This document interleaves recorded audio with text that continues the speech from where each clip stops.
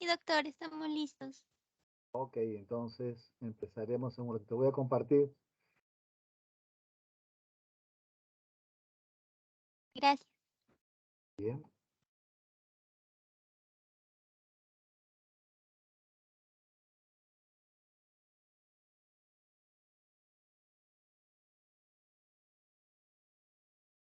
¿Se puede ver bien?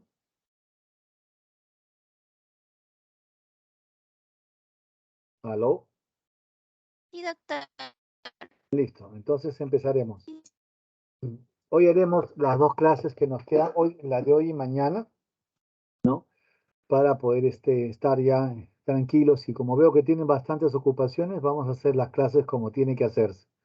Realmente la traqueostomía y la flebotomía, tanto como la toracostomía, son estudios que se tienen que hacer fundamentalmente in situ, ¿no? O sea, en prácticas. Y vamos a intentar manejarlos en un chanchito, ¿no es cierto? Por supuesto muerto, ¿no? Cuando tengamos las prácticas. Pero la idea de esta clase es que ustedes sepan un poquito la teoría de lo que se va a hacer, ¿no? Por eso es que son elementos importantes que uno tiene que hacerse. Para ver de traqueostomía, como decía, ostomía es un agujero, un hueco que se hace, ¿no? A la tráquea para poder reparar la vía aérea y permitir un acceso cuando hay algún tipo de obstrucción mecánica, física, tumoral o parasitaria, ¿no? En el árbol respiratorio superior alto. Entonces, de esto se trata, ¿no? Entonces, la traqueostomía va a tener que ser básicamente un trabajo de idea, de mucha rapidez, donde el médico, en este caso ustedes, tienen que hacerlo todo de una manera adecuada pero rápida, ¿no? Siempre cuando hay una batalla, esta que tienen ustedes, a Nelson versus Napoleón, cuando hay una batalla uno siempre tiene que fijarse cuáles son los movimientos y tratar de hacer, digamos, lo que tiene que hacerse para poder ganarle, ¿no? A la deshonrosa muerte, que lo que busca siempre es aumentar sus números y nosotros tratar de disminuirlos, ¿no? Y siempre hay que preparar a los alumnos como ustedes, ¿no? Estas son mis hijas, es Andreita y Deborita. Cuando eran chiquititas, nosotros las llevamos a un sitio en México que se llamaba Temaiken y ahí ellas hacían exploraciones, como ustedes verán, desde muy pequeñas.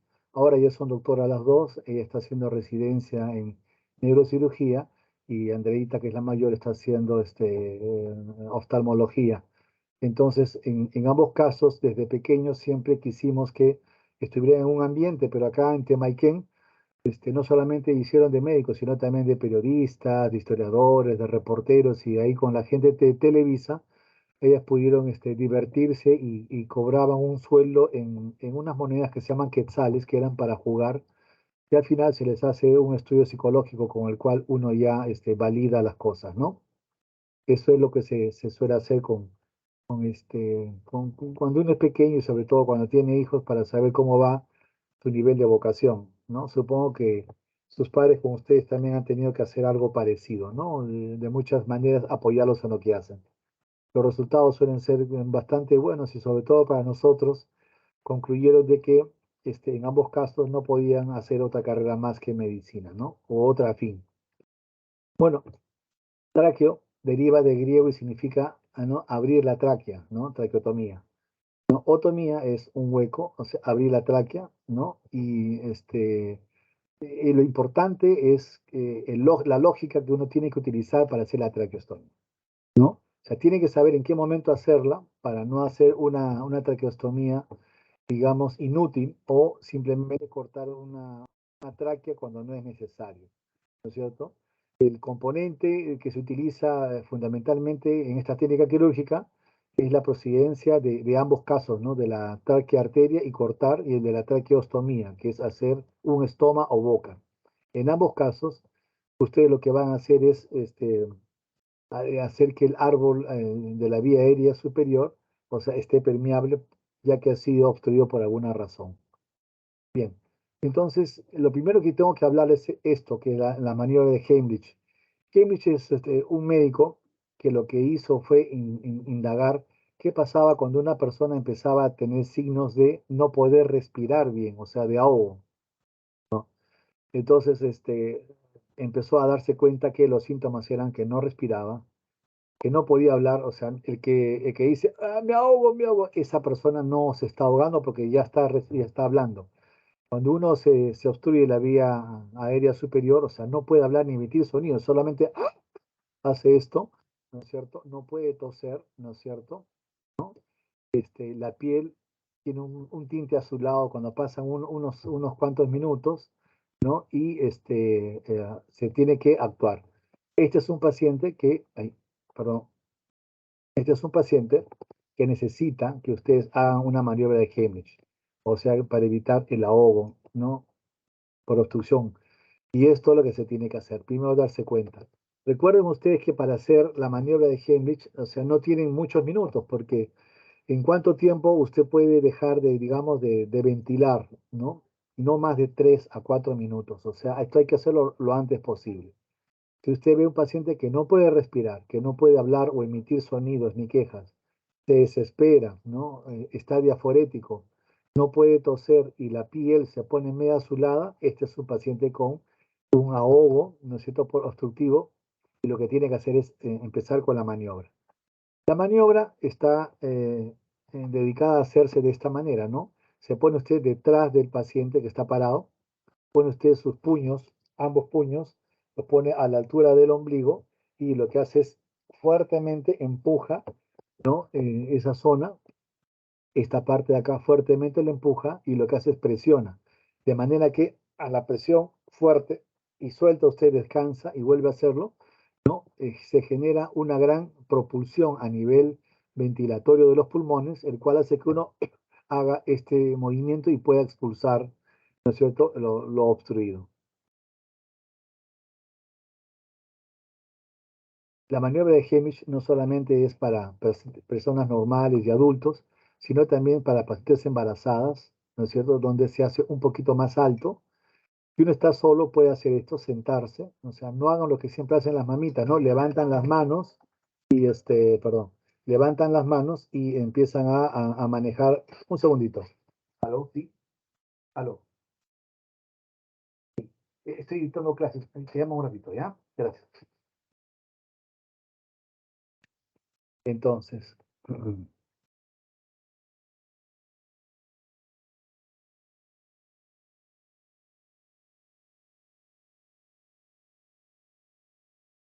Entonces, acá tenemos, si usted se encuentra solo, tiene usted, no levante las manos, pero cuando levanta las manos, usted lo que hace es la glotis, la pone en posición anterior y ahí se atora más. Lo que hay que hacer es sentarla, bajar la cabeza. Al momento de bajar la cabeza uno tiene que expulsar, o sea, no haga porque usted se atora en ese momento, tiene que hacer para afuera, o sea, el cough para afuera, de manera que usted puede hacerlo y si lo logra, bien. En caso que no lo logra, se sube y pone su ombligo a esta altura y todo su cuerpo lo suelta para que golpee esta zona, que es igual que hacer una maniobra de Heimlich con las manos, ¿no? Si se encuentra solo, ayuda bastante y uno puede salvarse. Si la víctima está inconsciente, donde quiera que esté, Heimlich se pone de esta manera, no va a poder pararla, no hay tiempo para pararla, ¿no? Se coloca sobre las piernas de la persona y ubique con las palmas de la mano las costillas y el ombligo. De esta manera usted hace un Heimlich con la boca en lateral, ¿no es cierto? Hay Heimlich también para bebés, neonatos, para niños pequeños. Miren ustedes cómo va la diferencia. Una mano en el abdomen y con la otra haciendo la compresión. También hay Heimlich para animales y para perros, como ustedes verán. Por lo tanto, lo importante de esto de Heimlich es darse cuenta en qué momento un paciente está haciendo un ahogo y de esta manera usted puede salvar su vida. Cuando esto no se puede hacer por esta vía o cuando usted está en un centro especial, ¿no es cierto? Tiene que pensar cuántos minutos tenemos para poder quedarnos sin respirar, ¿no? Y acá necesariamente es, ¿no? O sea, no más de 3 a 4. Por lo tanto, esta maniobra tiene que ser muy rápida, ¿no? Y tiene que iniciarse cuando el paciente empieza a decirle dónde está la obstrucción. Él no te va a decir que está acá ni acá, sino acá, ¿no es cierto? A este nivel. Entonces, uno tiene que manejar esta parte y colocarse para salvar la vida del paciente, ¿no? Bien. Entonces nosotros tenemos que hacer traqueostomías, ¿no? Y esa es una indicación que se hace ahora a ustedes con mucha validez, inclusive en pacientes que han tenido COVID, ¿no? Donde tenemos que realizar todas las maniobras indicadas que se pueden hacer, ¿no es cierto? En el post-COVID muchas personas han quedado con las tráqueas por intubación prolongada, con problemas de estenosis, ¿no? Y eso ha provocado que después los cirujanos de tórax y cardiovascular tengan muchísimo trabajo. Entonces, ¿qué indicaciones son necesarias para hacer una traqueostomía? Intubación prolongada, ¿no? Que es lo lógico en una enfermedad crítica. COVID es una enfermedad crítica de las tantas que podemos tener, ¿no? Otros pacientes pueden tener ACVs con mucho tiempo de intubación. Otros pacientes pueden tener accidentes de tipo traumáticos a nivel de la garganta, ¿no es cierto? O del cuello, y tienen también que este manejo de enfermedad crítica. Pero como quiera que sea una intubación prolongada de más de 2 a 3 semanas, esto siempre va a quedar con una estenosis residual. Una estenosis subglótica causada por un trauma anterior, o sea, la glotis, que es el triángulo, que usted sabe que es el que define cuando se baja, usted pasa la vía respiratoria y cuando se levanta, usted pasa la vía digestiva. Entonces, en ambos casos, uno tiene que saber cuál es el que tiene que utilizar, ¿no? En estos casos de estenosis causados por traumas, por edemas, contusiones o hematomas, inclusive en estas zonas, uno tiene que indicar una traqueostomía. Obstrucción por obesidad en el área del sueño. Esto pasa mucho en pacientes que tienen el síndrome de Pickwick. Pickwick es un personaje de Charles Dickens, que siempre es un gordito, es un obeso, que es un obeso, por supuesto, que lo que hace siempre es quedarse dormido y cuando se duerme se atora con su saliva, que se espesa y no sale de él porque sus pulmones no ventilan por el abdomen tan abundante que tiene. Entonces acá también cuando hay apnea, este paciente se le tiene que hacer una traqueostomía. Cuando también tenemos anormalidades congénitas de la laringe o de la tráquea.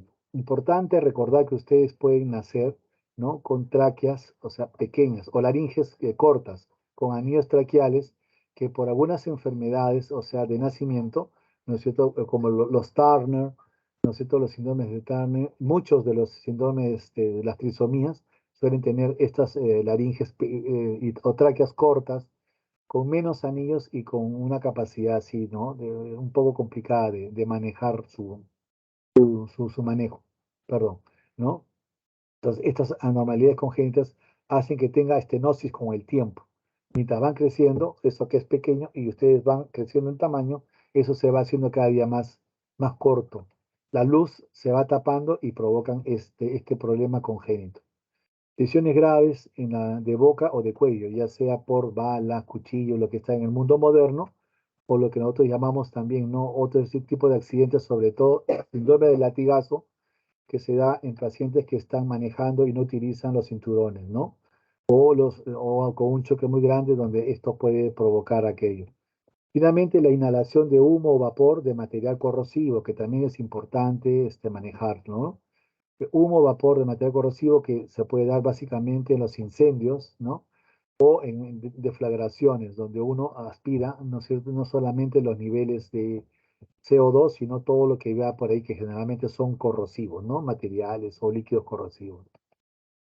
Bien, ¿y qué es lo que uno encuentra? Presencia de un cuerpo extraño que obstruye la vía respiratoria, que es lo más frecuente, ¿no es cierto? Un pedazo de carne, que es lo que más difícilmente uno puede, cuando uno mastica y a veces cuando uno traga rápidamente, o sea, el pedazo de carne sé que siempre se queda acá, pero cualquier cosa podría obstruir, ¿no es cierto?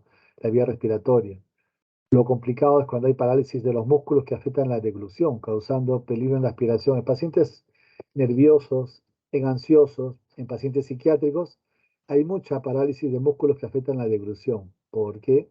Porque estos pacientes tienden a tener con el tiempo, ¿no es cierto?, que manejos complicados, ¿no? O sea, su ansiedad aumenta de tal manera, ¿no es cierto?, que provocan este tipo de síndromes, ¿no? Bueno, y en la pérdida de conocimiento coma por un periodo prolongado, ¿no? Cuando tenemos pacientes, como les comentaba, ¿no? Con STEX, con pacientes con ACVs, ¿no? Y que han tenido que ser intubados para salir adelante, ¿no? Tiempo prolongado mayor de 3 a 4 semanas, entonces uno ya tiene que pensar en hacer una traqueostomía de descarga. porque siempre el cuerpo extraño en esta zona, como esta es una zona donde se provoca bastante moco, es una zona donde se aplanan esos elementos y el sistema de defensa no funciona. Por lo tanto, la traqueostomía es una solución momentánea y después ya se regresa a la normal cuando ya los epitelios empiezan a fabricar el moco, que es básicamente un lubricante, ¿no es cierto?, de la tráquea. Bien, para hacer una traqueostomía, lo que hay que hacer es, esto lo vamos a hacer en la práctica por si acaso, pero igualito es la parte teórica para poder avanzar. La traqueostomía usted pone al paciente en hiperextensión, no en posición normal, sino así que el cuello se ponga en hiperextensión, de manera que los varones van a darse cuenta que muy fácilmente en un varón se nota la manzana de Adán. En las damas no es tan fácil hacer eso, ¿no? Y lo que usted busca es hacer un corte longitudinal o transversal. Yo siempre prefiero los transversales, pero es lo mismo, ¿no? Para todos los fines. Vamos a ver en una clase práctica y ahí vamos, ahí también hay un simulador que vamos a manejar ahora para que ustedes puedan ver cómo es que se hace, ¿no? Cualquiera que sean longitudinal o transversa, es que esto nos permite hacer el esquema de trabajo y tratamiento. Bien, entonces, en el cuello, ¿qué tenemos? O sea, los compartimentos son la piel, el tejido celular subcutáneo que siempre está debajo de la piel. Luego es un músculo pequeño que siempre es constante, que se llama músculo cutáneo del cuello. Este músculo cutáneo del cuello es un músculo delgado, pequeño, con pocas perforantes, por lo tanto es fácil hacer la divulsión y escisión, ¿no? O sea, ponerlo a su nivel derecho-izquierdo, ¿no?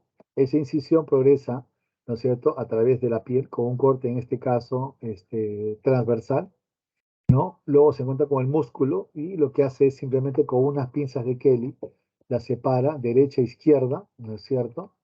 El músculo cutáneo también se llama platisma del cuello, y chequear los pequeños vasos, que son pequeñas perforantes que no son muy importantes porque uno, son venosos, dos, son pequeños.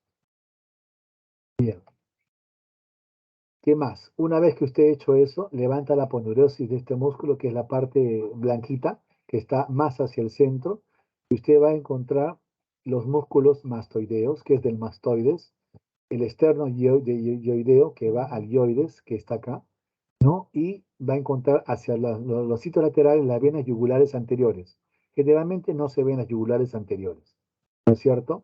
Se secciona la aponeurosis, se entra al músculo y a través del centro, ¿no?, con mucho cuidado se separan con farabeos, que son separadores, tanto a la derecha como a la izquierda, dejando visible, ¿no?, el compartimiento posterior.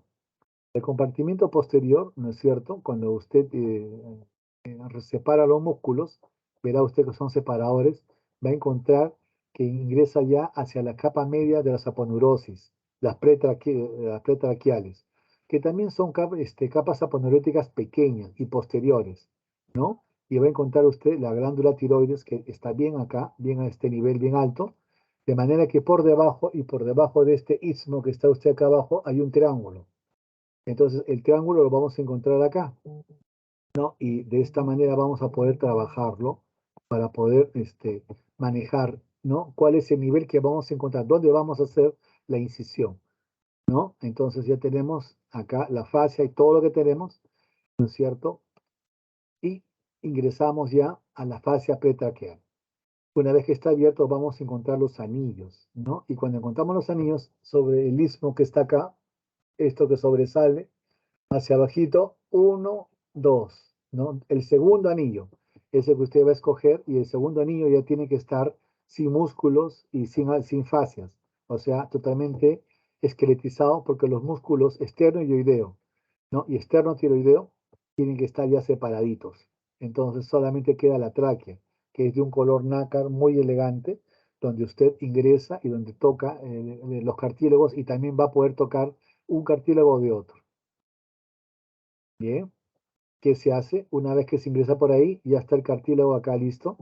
Sobre la base ioidea o tiroidea que está acá arriba, usted va a ingresar al segundo, ¿no es cierto?, al segundo anillo traqueal, ¿no es cierto? ¿Y usted qué hace? Se hace mentalmente el esquema de un circulito que con una tijera o un bisturí usted lo puede cortar tranquilamente. Nosotros lo que hacemos es hacer una cruz, cortamos como una cruz y luego cortamos estos triángulos para que por acá, más o menos 1 centímetro, centímetro y medio, no más, para que pueda ingresar el tubo endotraqueal que es el que vamos a poner. Se pone un poco de anestesia en esta zona para que, o sea, al momento de cortar no moleste, aunque los cartílagos no suelen molestar, pero eso es lo que se tiene que hacer, ¿no? Cortar y hacer las partes para poder manejar, ¿no? Entre el segundo y tercer anillo, como dicen acá muy claramente.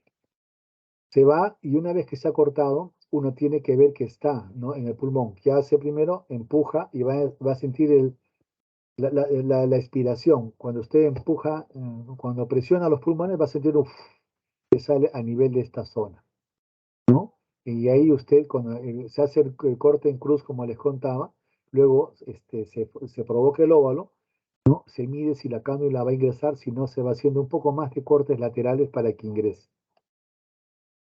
Se ingresa con la cánula, ¿no es cierto? Para adultos o para niños, cualquiera que ésta sea. Los tamaños suelen ser del 4 al 7 para adultos y tienen dos partes, ¿no? Uno es el capuchón y el segundo es, ¿no? El tubo endotraqueal. Como quiera que sea, los dos son importantes y tiene que entrar cargado para que después se quita esto que está acá, es el capuchón, ¿no? Y con eso uno puede saber dónde está. Y tiene acá cintas laterales para que se puedan amarrar en la parte posterior del cuello y también se fijan con unos puntos a la piel, de manera que no se van a salir y después se cierran estos espacios laterales, nada más que tiene uno, ¿no? Y hay que evaluar que esté respirando el paciente, ¿ya? Que no sea en otra parte donde se ha puesto o que no se haya pasado hacia otro lugar. Esta es la parte más importante de la traqueostomía. Como le repito, en la práctica vamos a hacerlo en un cerdito, ¿no? Y ahí vamos a tener que manejar nuestro trabajo de filmación y todo lo demás. Bien, se introduce el tubo de traqueostomía y se quita el obturador, ¿no? O se quita esto que es el obturador, ¿no? Se saca y por acá se ponen, como le dije yo, unas vendas que son como correas laxas que se ponen por detrás del cuello para poder fijar el tubo y que no se mueva. Salir no se va a poder sacar, pero sí se puede mover, ¿no? Relativamente, y eso es lo que tiene usted que darse cuenta. Se colocan los puntos simples a estos niveles para que se fijen a nivel del cuello y para que esto no se mueva, ¿no? Se comprueba que estamos en respiración. Puede usted poner una lupa, un lente, algo para que sepa que cuando usted hace presión de los pulmones sale la respiración. De hecho, sale muy fuerte con el primer corte. Ahora vamos a ver cómo es que se hace en un simulador, ¿no? Y por favor, delegada, si no se escucha lo del simulador, yo voy a decir todo lo que se está haciendo, ¿ya? Pero me tiene que avisar si es que corre o no el simulador, ¿ok? Bien, me avisan si se escucha o no. De acuerdo.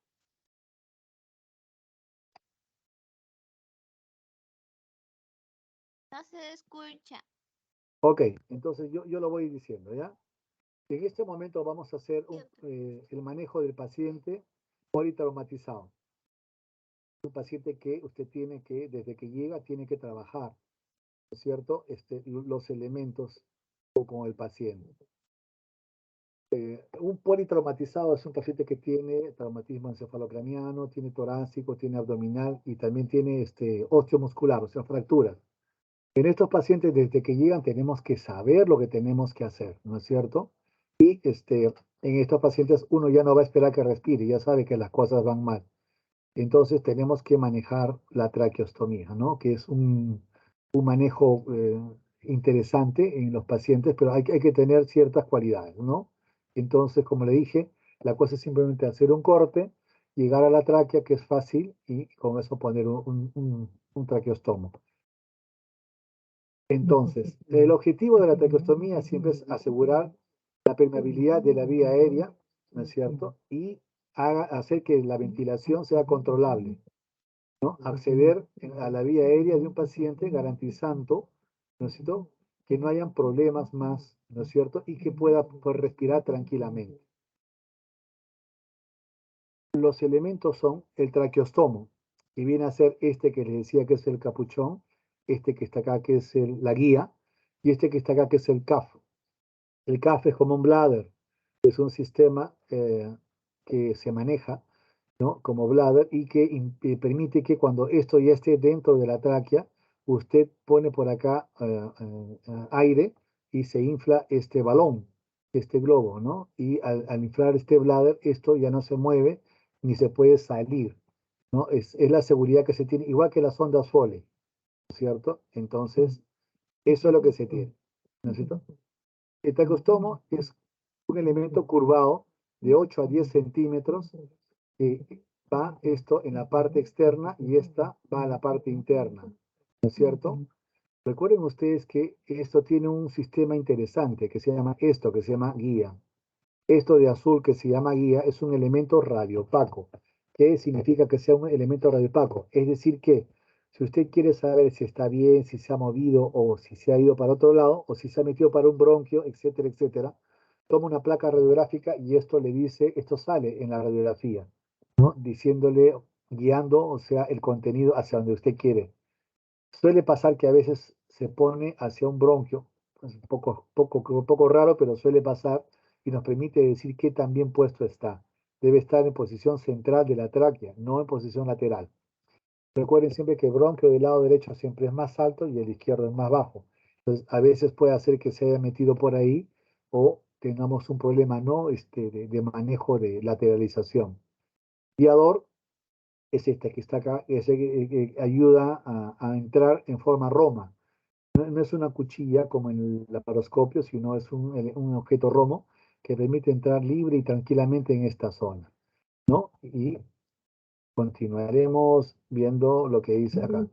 Entonces, acá esto se fija en estas zonas y cómo se coloca. Miren ustedes, acá tiene una zona que se abre y estas son como dos alas desbloqueadas que se ponen a la derecha y a la izquierda del paciente y se suturan, ¿no? Y luego acá el aire para, como les contaba, inflar el bladder y evitar que esto se quede o se salga, ¿no?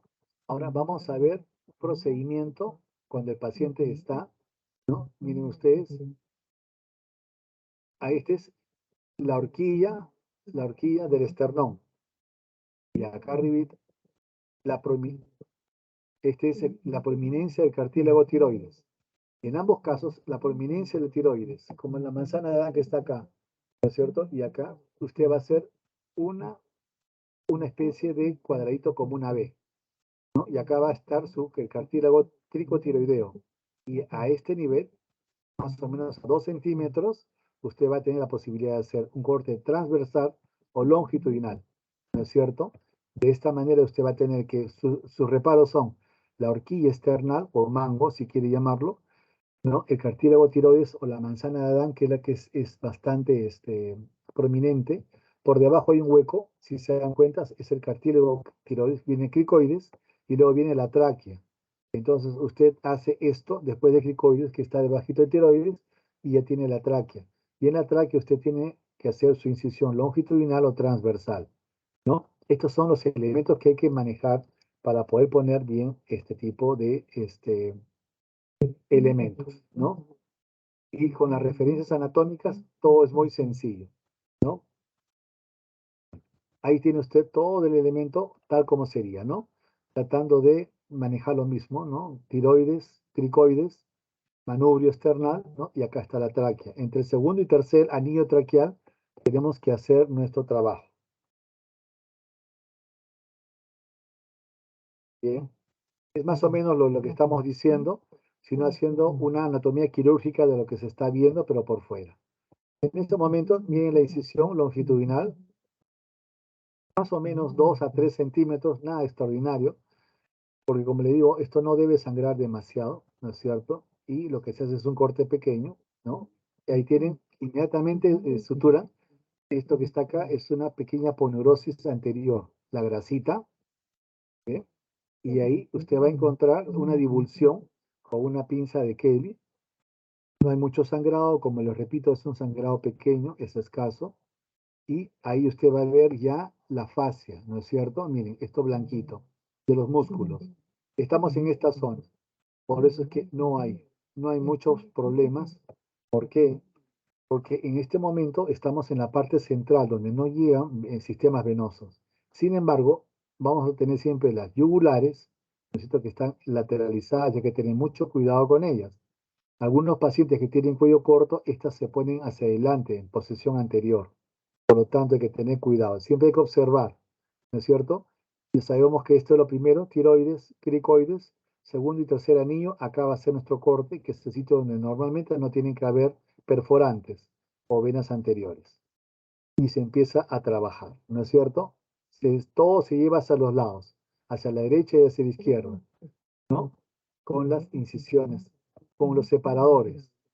Vamos al istmo de la tiroides, que es la que está por acá, ¿es cierto? Y que es el que nos va a ubicar para poder hacer el corte en el anillo. ¿Ven? Los anillos se van a dar cuenta que hay una parte que es cartílago, otra parte que es como una especie de muesca, ¿no es cierto? Donde uno va a tener que manejar eso. Y se ponen puntos en estos casos para levantar la tráquea. Nosotros no solemos hacer esto realmente, ¿no? Se pone para levantar y al momento de poner el bisturí, no perforar, pero creo que eso es un exceso porque nosotros es bien difícil que pueda hacer eso, ¿no? En realidad es lo que hacen, ¿no es cierto? En este caso, este paciente ya tenía un tubo traqueal, endotraqueal, ¿no? Un paciente que había estado intubado y como estuvo intubado mucho tiempo, había que cambiarle, ya no servía porque la vía aérea ya estaba ya obstruida y estaba también bloqueada. Y como había una estenosis casi subtotal, de un 70-80%, se decidió quitarle la vía anterior y hacer un poco más abajo, es decir, una traqueostomía. Entonces, lo primero que se hizo fue desinflar el balón del tubo, ¿no? Endotraqueal que estaba arriba, sacarlo de la boca y empezar a hacer que respire por acá. Bien, entonces eso es lo que con la sutura se levanta la tráquea, ¿no es cierto? Y hacia el centro se tracciona en ambos lados y ustedes verán cómo con esto, con el bisturí, ¿ven? Se corta el anillo traqueal en forma, perdón, mil disculpas.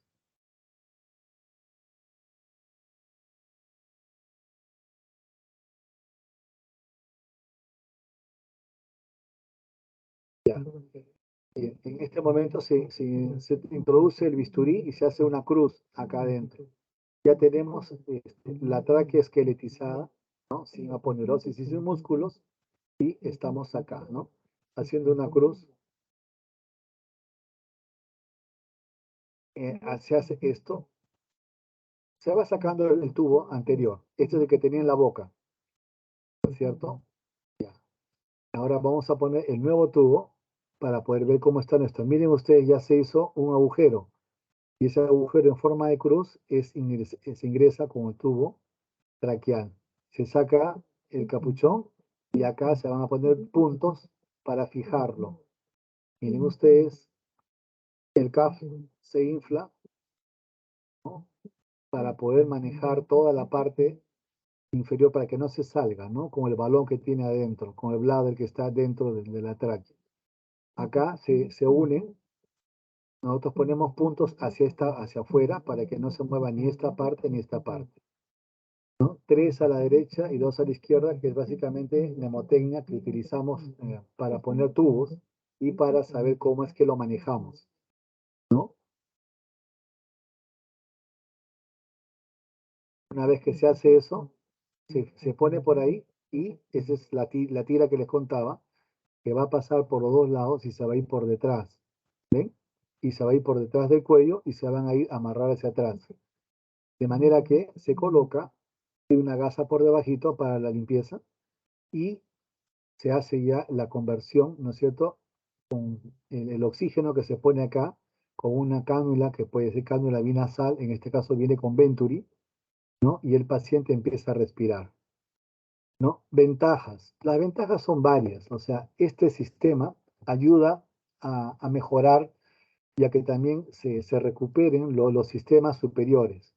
Segundo, como usted verá, es rápido, o sea, en un paciente, inclusive cuando hacíamos antes en los que se ahogaban, ¿no? Esto es una maniobra que no debe tomar más de 2 minutos en un paciente normal, ¿no? Incluso sin anestesia.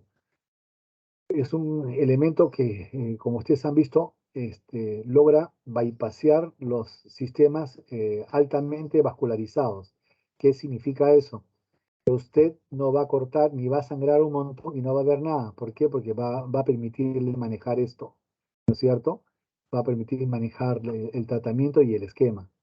Y bueno, y eso es lo que se tiene que hacer, ¿no? Al final, ¿no? O sea, tratar de darle una buena calidad de vida al paciente y con esto mejorar el nivel que se tiene. Acá se ha hecho el cambio de un tubo endotraqueal, ¿no? De oral a otro, ¿no? Al final requiere un entrenamiento mediano, diría yo, pero se hace bastante fácil, ¿no? Y siempre tienen que haber dos personas, una que ayude para que no se muevan, ¿no? Y debe ser un ambiente limpio, por favor, ¿no? Mucha gente, bueno, muchas veces se nos ha dicho de que estos sistemas um, son sistemas manejables y manejados, ¿no? Para pacientes que tienen circuitos, ajá, que tienen circuitos específicos, ¿no es cierto? Por ejemplo, en un paciente que tiene alta capacitancia, ¿no? De hacer obstrucciones o estrecheces. También hay que entender que esto no dura toda la vida, ¿no? Sino que es para un periodo prolongado en el cual uno tiene tiempo de mejorar todo el árbol respiratorio y con eso empezar a hacer este tipo de sistemas. La traqueostomía ha demostrado ser sencilla, fácil y créame, yo inclusive de interno, ¿no? O sea, tuve la oportunidad de hacer traqueotomía. Por lo tanto, no es nada complicado, solamente hay que tener un poco de paciencia, bastante calidad, mucha capacidad para hacer bien las cosas, un ambiente adecuado, porque acá es importante que todo sea estéril, ¿no? Inclusive el equipo que se va a poner, ahora hay equipos muy baratos que están, antes eran de metal, los que yo usaba eran de un metal, de un acero quirúrgico, pero ahora los tiene usted descartables, ¿no? Que los tiene usted traqueostomos así de esos materiales de polivinil, que son fuertes, resistentes y se pueden cambiar cuantas veces usted quiera, ¿no? Es seguro y puede quedar mucho tiempo en un paciente, ¿no? En promedio, mes y medio, 2 meses, hasta 3, ¿no? Pero siempre lo mejor es cuanto antes mejor. De esta manera hemos concluido la parte de traqueostomía, ¿no? Que creo que es la primera etapa de, ok, del tema de hoy día. Como estamos a tiempo, vamos a hacer el segundo para concluir las clases de hoy y de mañana. Flebotomía. Flebo es vena. Otomía es hacer un agujero a la vena. Es interesante. ¿Qué pasa cuando usted tiene un paciente que tiene muchas intervenciones quirúrgicas, o es un obeso, o es un paciente que no le encuentra a usted por alguna razón especial, un paciente caquético, no le encuentra venas? Usted no puede estar probando en todos lados, ¿no? Es un paciente en el cual uno tiene que manejar una vía con la cual entregarle líquidos de utilizar medicamentos terapéuticos, antibióticos, antiinflamatorios, lo que usted guste, y finalmente hidratar al paciente, ¿no? Entonces, en esos pacientes usted tiene que hacer una flebotomía. Flebo es vena, como les contaba, o vaso venoso, y otomía es hacer una incisión. Es tan sencillo como levantar, ¿no? Una vena, cortar la mitad de la venita y por ahí meter un tubito, y de esta manera usted tiene una perfecta decisión para evacuar la cantidad de sangre que quiera. Antes también servía para sacar sangre, ¿no? Hacer sangrías. Pero ahora básicamente es para que funcione el sistema de respuesta venoso, es decir, para hidratar o poner fluidos. Bien. Son procedimientos, ¿no? Que en el área de las venas, donde uno tiene que tener lógicas de encontrarlas, ¿no? O sea, vamos a utilizar siempre la safena magna o la safena mayor, ¿no? Vamos a la basílica y la cefálica, que son las que más manejamos. Pero no se olviden que también tenemos la yugular, ¿no es cierto? Hoy en día con los catéteres, los CBC, catéter venoso central, ustedes ya tienen bastantes problemas, digo, bastante tranquilidad de hacer esto con más técnica, ¿no? Y aunque la flebotomía ha pasado un poquito a ser parte de la historia de la cirugía, yo debo decirles que todos mis residentados, los 3 años, hacíamos flebotomías y nos llamaban de pediatría, de cirugía, de geriatría, de obstetricia, ¿no? Y hacíamos todos los días entre 3 a 10. Por eso me acostumbré mucho a hacer flebotomías, ¿no es cierto? Y básicamente es eso, ¿no? O sea, tratar de encontrar un catéter para poder hacer que lleguen los elementos. Medidas específicas durante la flebotomía. Hay que tener limpieza. De todas maneras, una zona, ¿no? Donde tenemos que tener limpieza. Recuerden que vamos a ingresar a un vaso sanguíneo y eso puede provocar por contaminación, básicamente el estafilococo que está alrededor, ¿no? Una flebitis, que es como la celulitis, que es celular subcutáneo. La flebitis es la infección de la vena y esa corre hacia arriba de una manera inusual, ¿no? Debe tomarse las precauciones para que las personas tengan también los guantes y el ambiente estéril, ¿no? Limpiar la mesa siempre y si el paciente es un paciente inquieto, ¿no es cierto? Tratar de tenerlo siempre quieto porque no se puede fracasar. Cada vez que uno corta un poquito más o un poquito menos por la ansiedad del paciente, se pierde la vena y hay que volver a cortar en otro lado, ¿no? Y hay que tocar áreas infectadas, ¿no? Tiene que hacerse en un centro quirúrgico o uno medianamente limpio. Las venas más utilizadas, como les contaba, está en el área antecubital, o sea, esta parte que está acá, antecubital. Acá tiene usted, va a tocar, ¿no es cierto? Los dos, alguna arteria, ¿no es cierto? Que usted ya va a saber cuál es. Vamos a tener los siguientes elementos. La vena cubital es la más larga y gruesa de todas y es la que bordea la curvatura del brazo, la cúbita. Recuerden, si la mano está así, cúbito, acá tiene 3 falanges, cúbito y acá tiene 2 radios. Entonces, la vena cubital va a ir así, ¿ya? Y la radial va a ir por el otro lado. Si está usted en posición anatómica, esta es la posición anatómica, la cubital y la radial, caramba. Uy, ¿qué pasó? Ya. Entonces, la cefálica, iguales características que la anterior, pero es menos gruesa.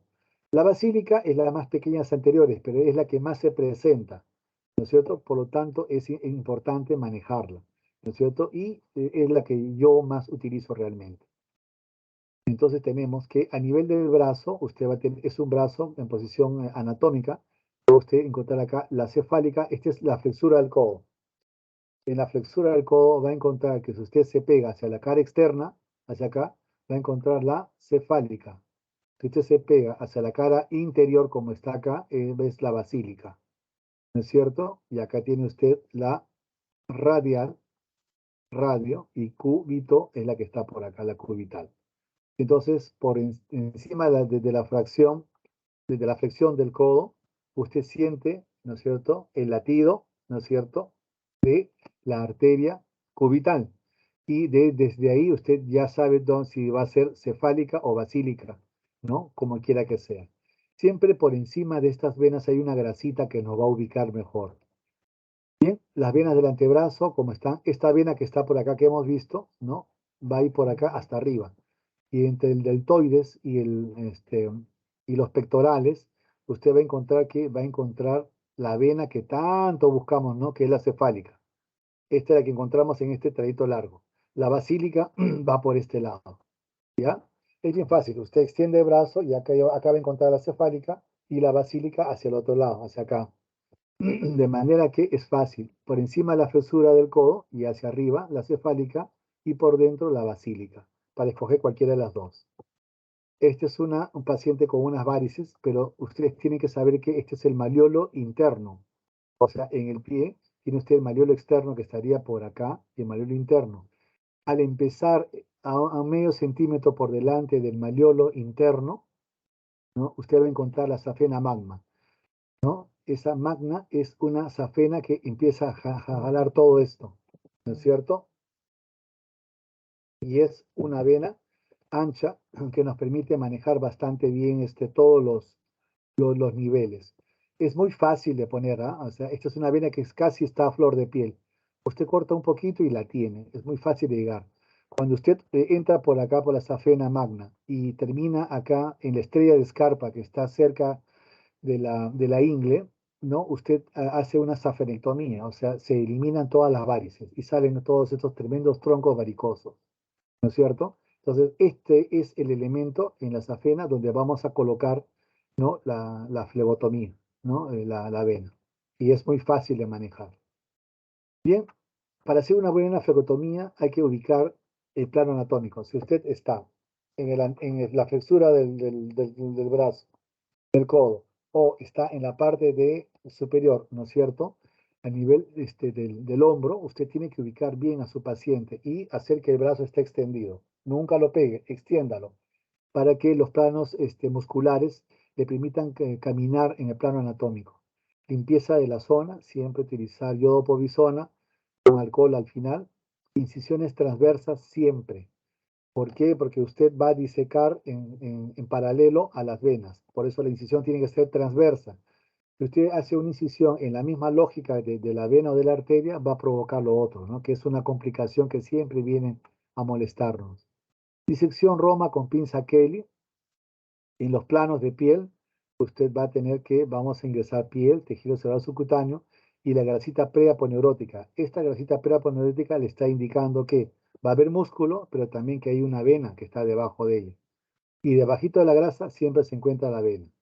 Eso también lo haremos en cerditos. Esto nos va también a hacer en un cerdito muerto, es lo que vamos a intentar hacer cuando hagamos prácticas. Entonces, pasa su pinza por debajo de la vena. Si esta es la vena, usted pasa por debajo, la levanta, hace esto, de manera que usted la excluye, permite que esté excluida, y al pasar por debajo de la vena, usted la parte distal, o sea, la que no va a utilizar, ¿no? La tiene que ligar. Y solo utiliza la proximal, porque esa va a llevar la sangre, ¿no es cierto? Tanto al corazón o en este caso al hígado. Entonces hay que anudar la distal, si no va a sangrar bastante. Se captura con una pinza, se levanta la vena y se le hace un corte a la mitad en cuñita. Se va a ver cómo se abre un huequito y por ahí se pone, ¿no es cierto?, 2 milímetros más o menos, y se introduce un catéter, cualquiera que este sea, una cánula, una bránula, lo que usted tenga, ¿no? Se amarra el catéter que está para fijarlo, o sea, una vez que lo ha metido, se fija con un nudo corto y con esto ya tiene usted con prueba de retorno venoso, o sea, agarra usted el cloruro, lo baja y si la sangre que está en la vena cae hacia el frasco, es que está bien puesta la vena. Luego se cose la piel y se fija esto simplemente para que no se mueva, ¿no? Son todos los elementos que vamos a ver en la flebotomía que se va a hacer. Siempre 2 personas tienen que estar ahí en el trabajo técnico. Esto es muy corto, así que hay que aprovecharlo. La venodisección es una destreza que tiene que emplearse siempre en todos ustedes, sobre todo en los sitios lejos, cuando hagan su serum, no van a tener probablemente catéter venoso central ni nada por el estilo. Entonces, van a tener que hacer esto, ¿no es cierto?, para poder salvar vidas en pacientes donde no pueden encontrar venas o donde tienen que dar una alimentación de todo el tipo. Bien, entonces va a tener que tener un bisturí, guantes, como ven ustedes, acá le falta la mascarilla al profesor, y con eso usted tiene que colocar un catéter, ¿no? Que es un catéter pequeñito. Puede ser también una zona anélaton de bebé, cualquiera que este sea. Es un procedimiento que se utiliza básicamente en los puntos de referencia. Está el profesor, está viendo, esta es una pierna, aquí estaría el pie, este sería la pierna, acá estaría el cuerpo, hacia acá. El malleolo interno es, como les contaba, por encima a 1 centímetro, por acá va a pasar la safena magna o la mayor, ¿no? Entonces, usted, este es el malleolo, a 1 centímetro, el profesor va a hacer una incisión para buscar la vena. Vamos a ver. Entonces, acá usted va a tocar, no va a sentir el latido arterial porque no lo hay, y con una buena limpieza de la zona, que es corta y pequeña, ¿no? Él limpia con yodo povisona y después pone alcohol, y bueno, con el bisturí, mire usted, un corte de 1 centímetro a 1,5. Solamente la piel, cortar la piel nada más, ¿ve? Y ahí está usted. Debajo de la piel va a encontrar la grasita, que es el celular subcutáneo. Y después con una pinza de Kelly, mire usted, es una pinza, lo que hace es abre, abre y extiende. Abre y extiende, ¿ve? Abre y extiende. Y ahí ya está viendo una vena grande acá. ¿Ve? Una vena grande. Cuando ve la grasita, ya ve la vena. ¿Ve? Paralelamente. De manera que no lo rompe. Esta es la vena y paralelamente se está disecando. Una vez que está así, voltea y pasa por debajo. Miren cómo se pasa por debajo y la vena está acá. Acá se hace un puente. Esto es todo lo que hay que hacer. Así de fácil es. Casi a flor de piel. Luego, ahí se pasan dos nudos de seda. Uno para abajo, que es el que se va a ligar porque este es el pie, este es el distal. Esto para que no sangre. Y el otro se va arriba para... Ahí se pasan los dos lados, ¿no? Pero uno va a ser para abajo y otro va a ser... Ajá. El de abajo se liga, van a ver, para que no sangre, ¿no es cierto? El extremo distal se tiene que ligar para que no sangre, porque la sangre, recuerden, viene de distal para proximal. O sea, este sería el sentido de la sangre. Al momento que ligamos acá, ya no vamos a tener problemas de estar sangrando. Solo nos vamos a dedicar a hacer este trabajo, ¿no? Entonces, miren ustedes, una persona jala acá y otro jala acá. Con la tijera se hace un pequeño corte a este nivel, uno muy pequeño, y con eso ya se puede meter una sonda, en este caso una Nelaton de bebé, ¿no? Para hacer, miren ustedes cómo ayudan. Miren, miren ustedes cómo se corta, ¿ven? Ahí se corta en forma de B, porque si ustedes cortan en forma de B, eso va a entrar. Si entra redondito, no va a entrar nunca. ¿Ve? Ahora vamos a poner eso que está cortado en B, va a entrar más fácil, en forma redonda. Bien. Ahí, miren, se va a hacer un corte pequeño, no todo, sino solamente la mitad, ¿ve? La mitad, muy bien. No hemos cortado todo, sino la mitad, y ahí se ve la luz del vaso. Este está sellado y este no. Y ahora por este agujerito, por acá va a meter usted la brándula, ¿ve? La brándula, la guía hacia la parte proximal. Ya entró, y una vez que entra, se hace un nudo acá. Este nudo va a agarrar tanto la brándula, ¿no es cierto?, como la vena que está acá, para que no se mueva, pues si no se va a salir, ¿no? Ahí se tiene que fijar, y de esta manera se fija para que no se pueda mover ni salir. Y de esta manera, usted ya está dando, ¿no?, una vía, usted abre y esto debe pasar a chorro, ¿no es cierto?, en cantidad adecuada.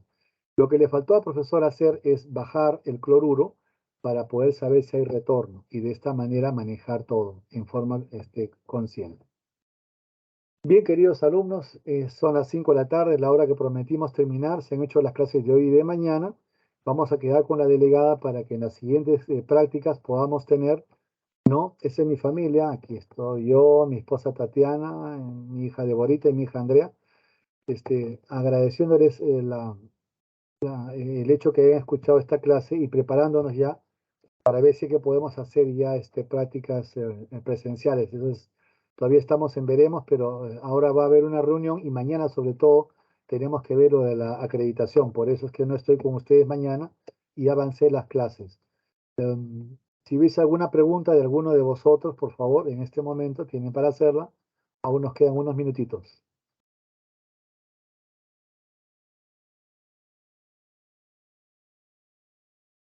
Delegada, ¿está usted ahí? Doctor, Doctora aquí estoy. Santana, siempre tiene que enviar la lista, pues. Ya no se olviden. Ya, doctor. Le voy a Ya. enviar ahorita. No, ya ahorita ya no es indispensable, nada más.